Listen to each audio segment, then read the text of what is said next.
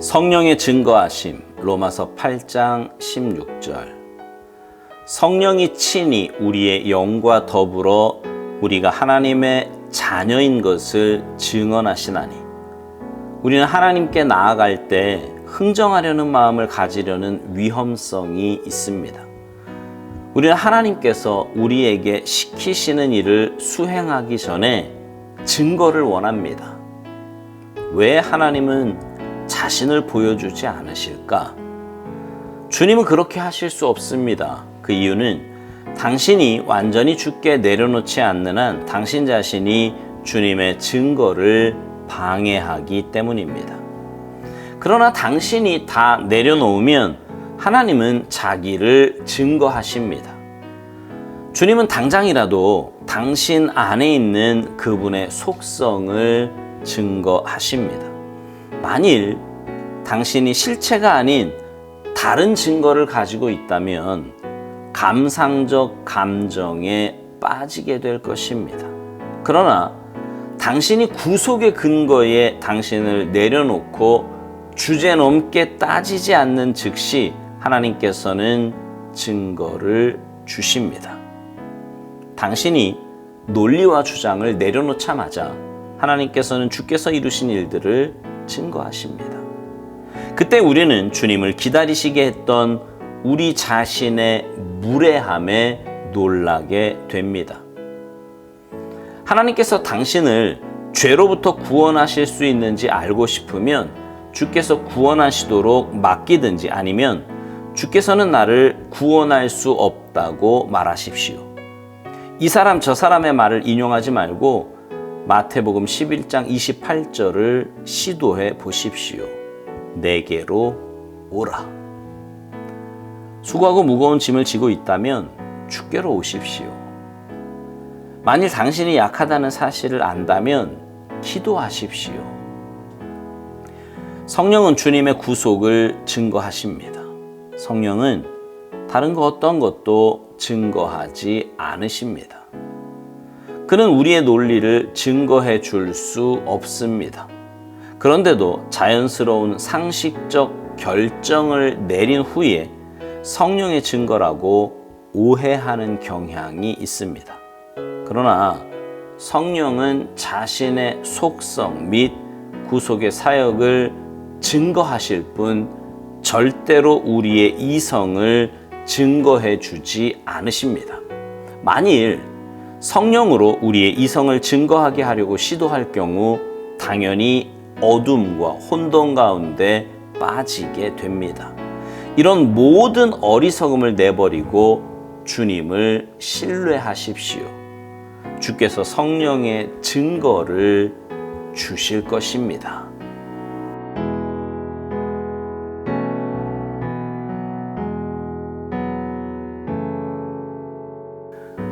우리는 신앙생활을 하면서요, 뭔가 증거를 하나님께 요구할 때가 참 많이 있습니다. 하나님께서 뭔가를 보여주시면 순종하겠다는 거예요. 내가 어떤 일을 하기 전에 하나님께서 먼저 그 결과를 보여주시면 좋겠다는 거지요. 거기다가 그렇게 하는 것의 당위성에 대해서도 자기 나름대로의 이유가 다 있습니다. 자기 논리와 주장이 나름 서 있는 거고요. 그래서 더 순종의 길로 나아가지 못하는 것입니다. 그러나 성경의 원리는 그렇지 않아요. 하나님의 말씀에 먼저 순종해야 그 결과를 볼 수 있습니다. 예를 들어 엘리야가 사렙다 과부를 만났을 때 먼저 가서 남은 가루와 기름으로 자신을 위해 떡을 만들라고 말합니다. 오랜 가뭄으로 식량이 떨어져 이제 남은 가루와 기름으로 마지막 떡을 만들어 먹고 죽겠다는 것이었는데 그것을 자기에게 먼저 가져오라고 말해요. 사렙다 과부가요, 엘리야의 말대로 그렇게 합니다. 그리고 그 결과는 우리가 잘 아는 것처럼 가뭄이 끝날 때까지 통에 가루와 기름이 떨어지지 않았습니다. 여러분, 성경에 이런 이야기는요, 무수히 많아요. 출애굽한 이스라엘 백성들이 요단강을 건널 때에도 물이 갈라진 후에 건넌 것이 아니라 제사장들이 먼저 요단강에 발을 담갔을 때 강물이 갈라지는 역사가 일어났습니다. 오병이의 기적도요, 한 아이가 물고기 2마리와 떡 5덩이를 먼저 내놓았을 때 그 기적이 일어났지요. 그러니 여러분, 하나님께 뭔가 결과를 요구하기 전에 먼저 순종의 발걸음을 내디디시기 바랍니다. 그러면 하나님은 분명히 그 믿음을 보시고 응답하시고 역사하실 것입니다. 사실 순종의 발걸음을 내디디는 것이 어려운 것 같지만 생각을 조금만 바꿔보면 그렇지도 않아요. 사렙과 과부 이야기를 한번 생각해 볼까요? 그가 엘리야의 말에 순종하지 않고 그냥 떡을 만들어서 아들과 함께 먹었어요. 그랬다면 생명이 조금 더 연장되었겠지만 결국은 죽고 말았을 겁니다. 그러니 떡을 먹고 조금 더 사나, 떡을 주고 조금 덜 사나, 별 차이가 없다고 생각하면 순종이 그리 어려운 것만은 아니지요. 오늘 묵상이 이런 말로 시작합니다. 우리는 하나님께 나아갈 때 흥정하려는 마음을 가지려고 하는 위험성이 있다고요. 우리는 하나님께서 우리에게 시키신 일을 수행하기 전에 증거를 원한다는 것입니다. 그러나 주님은 그렇게 하실 수 없는데 그 이유는 우리가 완전히 주께 내려놓지 않는 한 우리 자신이 주님의 증거를 방해하기 때문이라는 것입니다. 그러나 우리가 다 내려놓으면 하나님은 자기를 증거하신다는 거죠. 특별히 오늘 묵상에서 구속에 대해서 설명을 하며 이 부분을 이야기합니다. 구속도요, 내 논리, 내 주장, 실체가 아닌 다른 증거를 가지고 있다면 주님의 구원하심을 체험하실 수 없다는 것입니다. 그러나 그 모든 것을 내려놓고 주님께 먼저 내 발걸음을 디딘다면 주님은 우리의 모든 수고하고 무거운 짐을 받아주시고 용서해 주시고 의의 길로 인도해 주실 것입니다. 구원에도요, 자꾸 자기만의 생각과 논리, 주장을 갖는 사람들이 있어요. 행함, 착함, 심지어 종교행위까지 이런 모든 것을 구원의 근거로 두려고 하는 사람들이 있습니다. 아니에요.